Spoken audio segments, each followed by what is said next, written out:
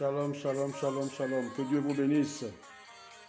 Soyez bénis toutes les églises du monde en Christ et qui sont en esprit en vérité pour la gloire de notre Seigneur Jésus-Christ.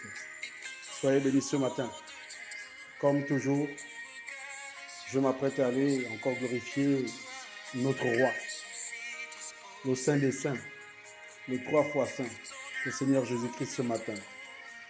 En même temps, je voudrais dire à quelqu'un que, vous savez, être père, c'est avoir de l'autorité sur ses enfants. C'est orienter ses enfants par rapport à ses choix. C'est dire à ses enfants ce qu'il faut faire par rapport à ses convictions et son espérance de vie. Et pour cela, beaucoup de chrétiens, lorsqu'ils vont à l'église, ils considèrent les hommes de Dieu comme leur père spirituel. Ce qui fait qu'eux-mêmes se soumettent à une autorité et des applications des hommes qui ne sont pas souvent celles de Dieu. Je veux dire à quelqu'un ce matin que Dieu ne nous a pas donné quelqu'un à qui nous devons appeler père spirituel. Lorsqu'il a posé à Pierre une question, il a posé aux apôtres, il a dit, qui dites-vous que je suis? Pierre a dit, tu es le Christ.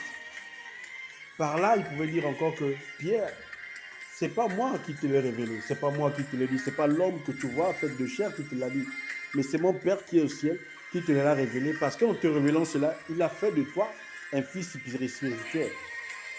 Comme pour te dire qu'aucun homme ne doit être appelé père sur la terre, car le livre de Matthieu, au chapitre 23, verset 8, dit que n'appelez personne père sur la terre, car un seul est votre Père, c'est le Seigneur Dieu.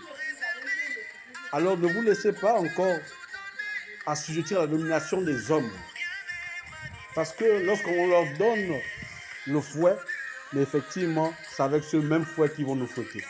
Que Dieu vous bénisse et passez un bon culte dans la présence du Saint-Esprit. Que Dieu vous bénisse.